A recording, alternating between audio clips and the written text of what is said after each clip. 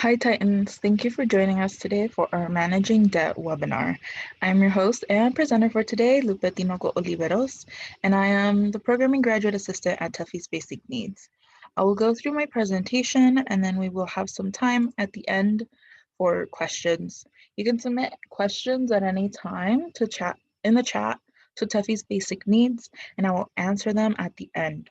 Also, before we get started, I want to let you know that the webinar is being recorded and it will be posted on our Tuffy's Basic Needs website. We kindly ask you to keep yourself muted throughout the presentations. And without further ado, let's go ahead and begin. All right, so first we're gonna kick off with a little bit of a Zoom poll. This is anonymous. And it's just to gauge where we are at the beginning of this presentation. So take a couple seconds to complete this out. Okay, thank you everybody for completing that. So to the first question, do you have debt? Seems like the majority answer is yes. And what are some thoughts that come up for you when you think about debt? And so answers here are, they're kind of the same for about each of them, which is understandable. There's a lot of different thoughts or emotions that come up when um, when you have debt. So I think that's a pretty normal response. All right, so let's jump in. What is debt?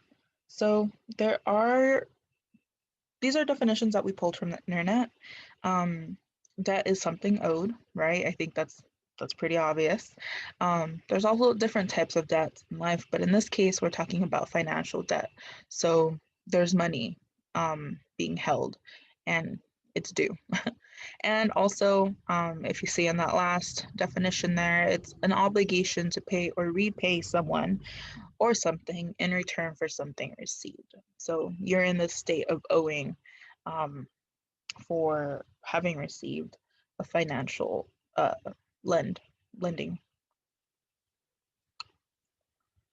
All right, so let's go ahead and jump into some statistics. This might not be new information for folks, but I just wanted to begin this conversation with a brief overview of what's going on. So total consumer debt totaled $4.14 trillion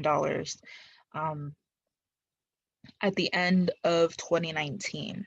And that is actually almost a 5% increase from from 2018. So total outstanding consumer debt is steadily increasing in the United States. Also, 1 in 10 adults say that they carry a credit card balance over $5,000 from month to month. Additionally, in the realm of student loans, in November of 2019, student loan totaled $1.6 trillion.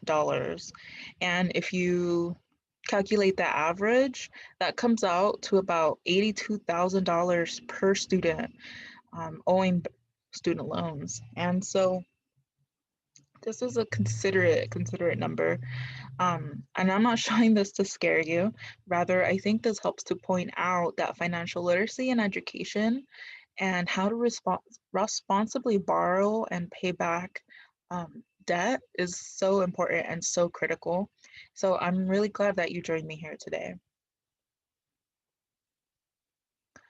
All right, so we're gonna go over these 3 common questions about debt. Are there different types of debt? And how do you know what kind of debt you have? Is there such a thing as good debt? Um, there's this conversation going on about good debt versus bad debt, so we're going to help clarify that. And how do you know if you have too much debt? So how do you calculate your debt to credit ratio? We'll cover that as well. So debt can be known by different names, and types of debt can be in multiple categories. The most common type of debt for average person is consumer debt. So this is a personal debt that is owed by an individual to another entity, usually a bank or credit union.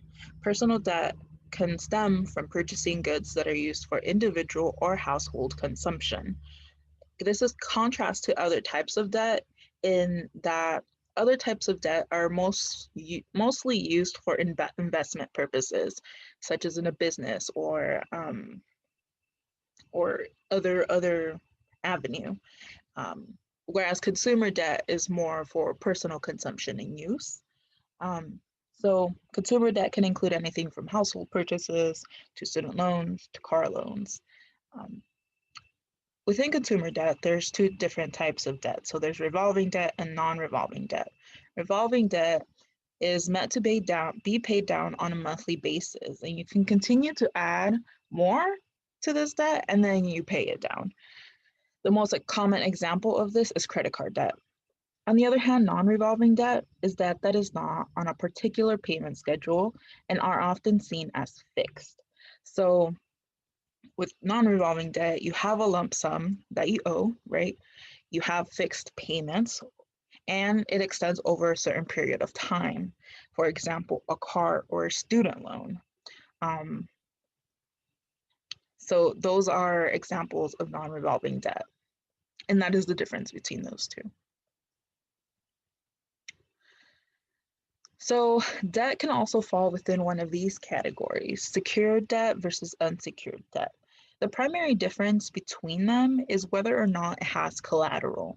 And collateral just means that there's something to back up the debt as a form of security to those who are letting you borrow, in case you or anybody, in case the borrower stops paying back. So secured debt is a loan that has an asset or collateral, such as auto loan or a mortgage. So in these cases, the house or the car serves as collateral.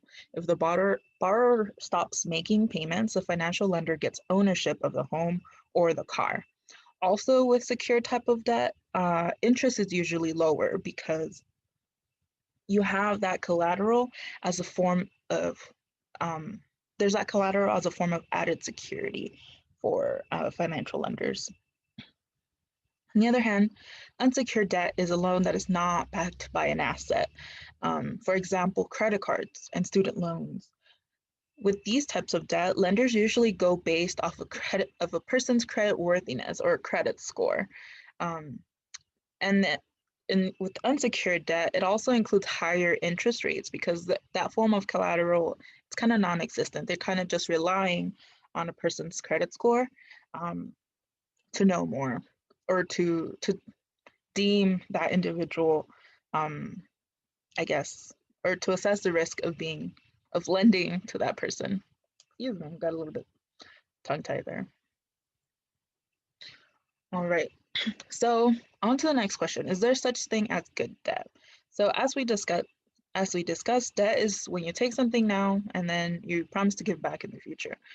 In this sense, debt is all the same, right? But because debt can have positive or negative consequences, they're typically thought of as good debt or bad debt. So student loans, mortgages, and auto loans are considered good debt.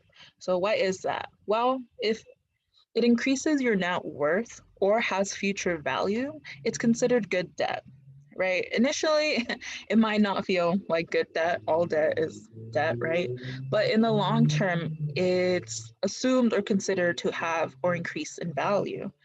For example, student loans, right? It's assumed that you're going to take out this debt now, but with a college education, right, and long-term career advancements, you'll have enough money in the end to be able to pay all of them back. And it adds to your net worth. On the other hand, bad debt can include anything that decreases in value the minute that you buy it. For example, credit cards, right? There's a lot to understand with credit cards, like interest rates, credit utilization ratios, etc. And if one is not careful, you might end up paying back way more than what you borrowed. This goes back to like really figuring out, I guess, the game of how to pay back credit cards. Um, Another example of bad debt is payday loans. So those are even more complicated than credit cards. In the short term, right, they can help you get through a crisis, but the fees and interest rates that you pay back at the end are extremely high. Um, and so those are considered bad debt. Also, as you noticed, credit cards or payday loans aren't thought of increasing your value or increasing in value with time. So I think that's the main categorization of why those are considered bad. All right, let's jump into how do you know if you have too much debt? Well, you can calculate that with your debt to income ratio. So your debt to income ratio, excuse me, is a formula to determine how much you owe each month to how much you earn, and how much you owe meaning in debt. So you see my little infographic there on the right hand side. To calculate your debt to income ratio, you add up all your monthly expenses, right? All of your bills, which include rent, maybe rent and any other type of debt that you have, like student loans, car loans, other monthly loan payments, credit card payments, other types of debt. Um, in this sense, usually expenses like groceries, utilities, gas, and taxes, or any other type of fees that you pay are not considered. Um, so monthly expenses really should be called more like debt expenses, um, but including monthly rent or house payments. So you're going to take your monthly expenses and then you divide that by your total gross monthly income, which is your income before taxes. That should result in your debt to income ratio, which will be in the form of a percentage. So in the next slide, we're going to talk over what does this percentage mean. All right. So now that I have your percentage, right, what does it mean? So usually if it's 35% or less, means that it's good. Um, Usually it's telling you that relative to your income, your debt is at a manageable level. You most likely have money left over for savings or spendings after you paid your bills. And these lenders usually see this as a favorable ratio to be in. So under anything under 35%. Oh, excuse me. If it's between 36 to about 49%, that's an opportunity for improvement. This might say, this might tell a story that you might be managing your debt adequately, but you might want to consider lowering it. Um, this could put you in a better position to handle unforeseen expenses because they're seeing that about 36 to 49% of your income goes to paying off debt, which doesn't, only leaves about 50% of your income for all of your other expenses. So, um, also, with this, when you're in here, usually keep in mind that if you wanna or if you're looking to borrow more, this might tell lenders that you might be a little bit of a risk. So they might ask you for additional eligibility criteria to let you borrow more. If you're 50% or more, this means it's time to take action, right? It's saying that 50% or more of your income is going to paying off debt, which, as I mentioned before, leaves you at a very, very limited funds to save or spend for all of your other necessities. And with this ratio, lenders may limit your borrowing options if you are seeking to borrow more. Um, this is seen as kind of a risk to them as well. So in summary, a low debt to income ratio demonstrates a good balance, which can allow you to have a better chance to be approved for loans and receive lower interest rates, right? The lower interest rates, usually the lower you end up paying back from what you borrowed. A high debt to income ratio demonstrates that your debt is too high, which can result in being denied for loans or being approved for higher interest rates. So um, that is one way that you can calculate, like, okay, how much a month am I paying off for debt? Where am I at? And how can I manage that? Oh, excuse me. Okay, sorry, I have very sensitive mouse. Um, All right, so there are ways to increase your debt to income ratio. One is to increase your income, and two is to decrease your debt, right? Ideally, do both at the same time. But I say decreasing your debt is way easier than to increasing your income. So we're going to talk about some strategies to decrease your debt. All right, so these are things that we're going to jump more in depth into. Determining your debt repayment strategy, practicing healthy credit habits, and creating a budget that you can follow to start to pay off your existing debt. So let's go ahead and jump into those. Managing your debt. So when determining your debt repayment strategy, there are two very popular methods, and you might have heard of these before. First one is the debt snowball method. So with this method, you focus off on balance of you sorry, you focus on paying off one balance at a time, usually the smallest to the highest, while you make minimum balances on all of the other debts. So if, if debts have the same balance, pay the one with the highest interest rate first. As you can see here in the example, um, right, they have listed out all of their debt accounts that they have, how much they owe, what a usually payment looks like. And then this is something that you might have heard before, right? But key to paying off debt is to paying off more than the minimum payments. So in this case, they're paying about $200 more. One thing I want to note here is that if you can't make, if you are able, actually, I should say, if you're able to make extra payments that are high, the faster you're able to pay off your debt.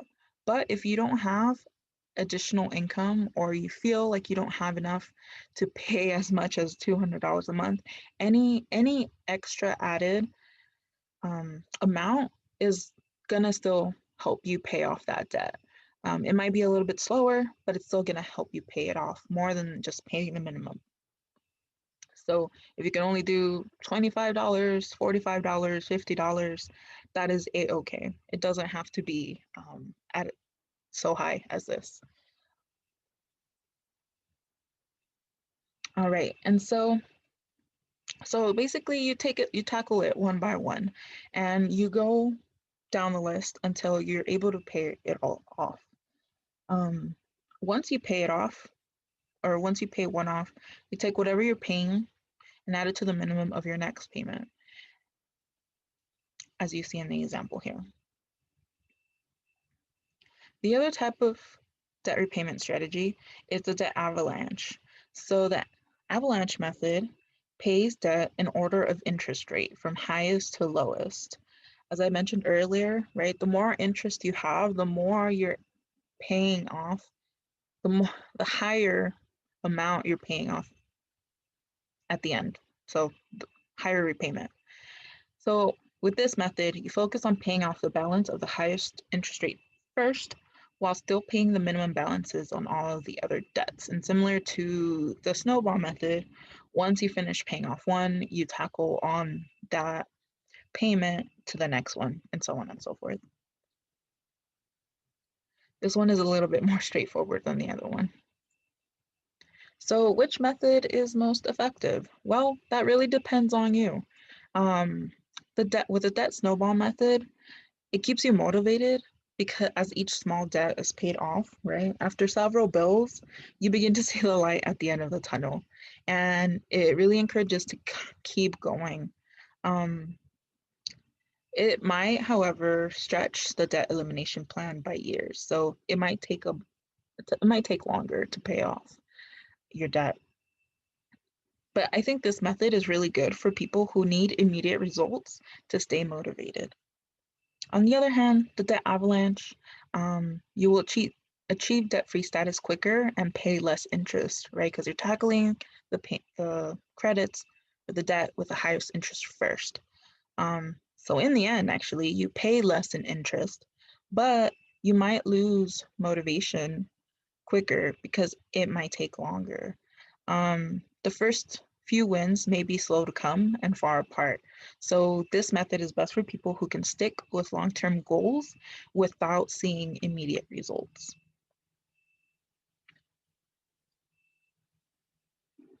Okay, so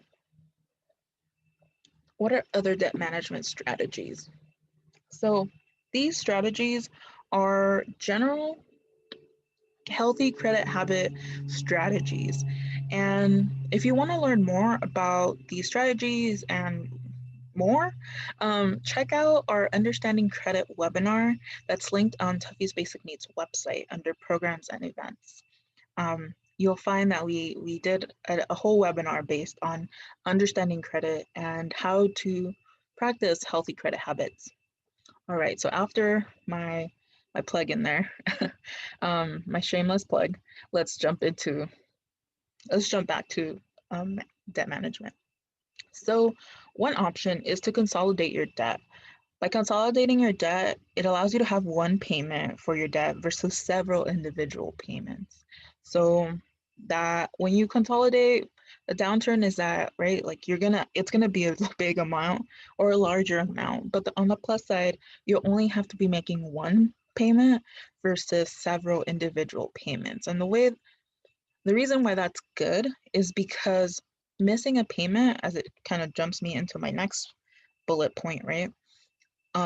Always pay your bills on time. If you miss a payment, that could be one of the most detrimental, I guess, actions against your credit and your credit history. So always pay your bills on time. Auto draft payments can ensure that your bills are paid in a timely fashion, right? If you forget to pay a bill, auto draft is there to back you up. Also, paying more than the minimum balance, as I mentioned previously, if possible. Monitoring your FICO score regularly. So with your FICO score, it lets you know where, like, generally, where's your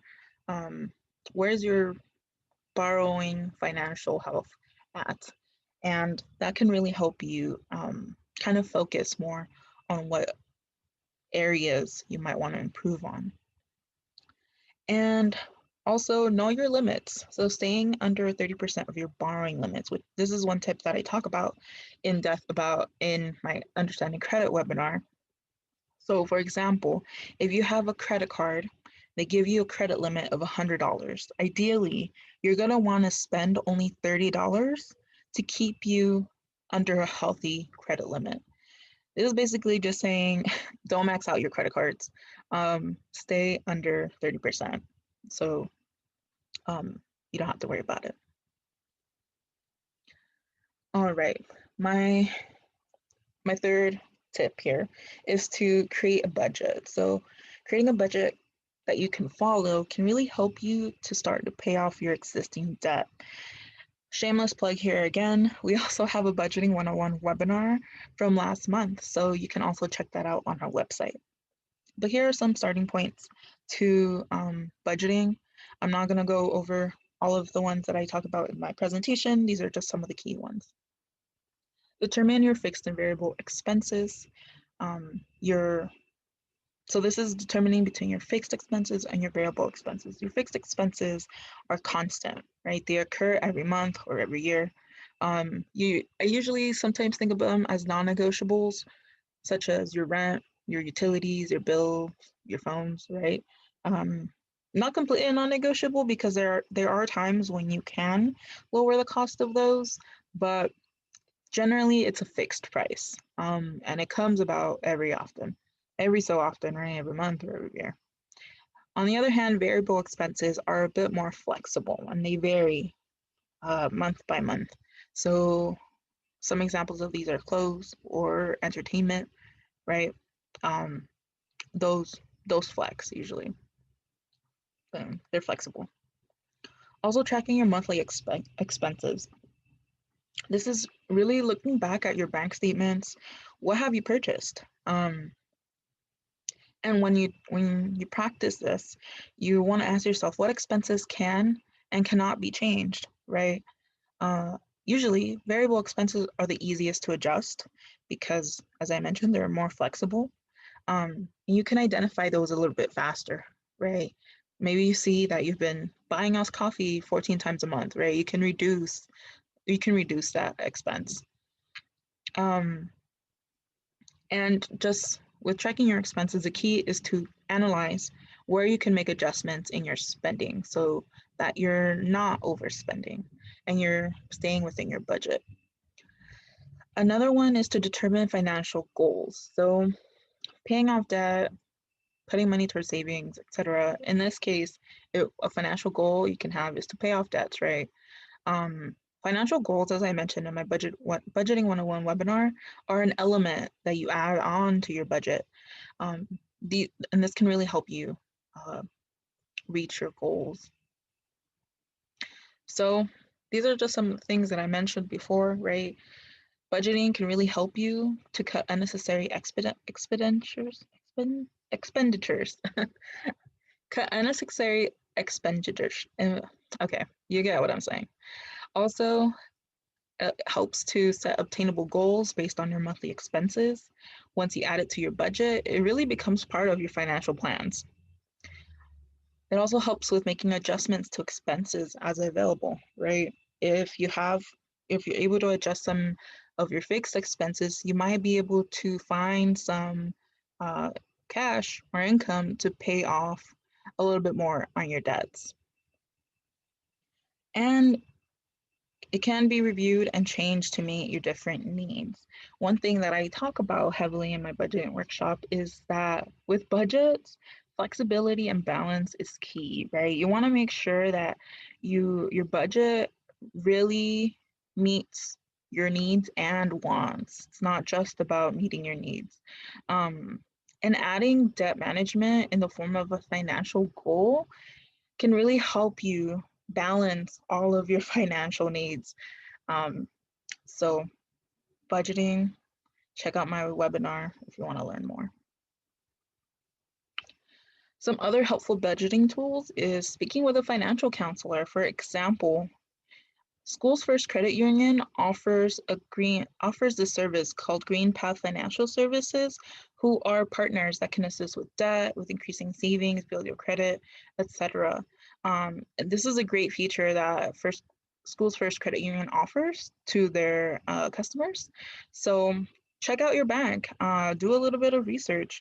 Maybe they also offer free financial counseling. It's worth to just to do some research and see if that option is available for you. And also utilizing budgeting apps. For example, the Mint app is a great money management and financial tracker app, and it can help keep all of your budgeting in one place that's easily accessible, and can help keep you on track. All right, so I guess that concludes our presentation for today. Thank you everybody for joining us, and I hope you found this information informative. So now we're gonna jump into some Q&A. Give me a second here to pull up the chat. Okay, so our first question is, how do I find out my credit score? Good question. So one, I would say check your banking app, or if you have a credit card or a loans, check out those banking apps, check out those like online websites, because many of financial institutions have made FICO scores a free feature. So I would say first check those out.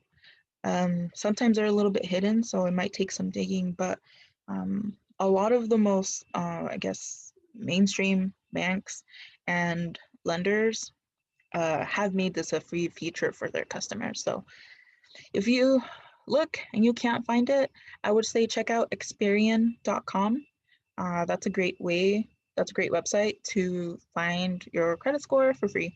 So there are other sites and websites that are for like a small cost, but I would say for now, those are two ways that you can try to check your credit score.